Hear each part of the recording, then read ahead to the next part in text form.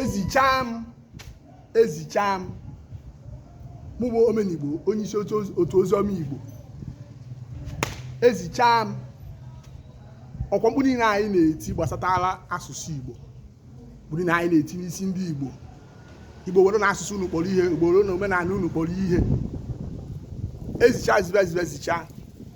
ọ dị ka mmiri na-agba n'elu okwute ezichaa m Igbo ndo asị m na-ezichaa m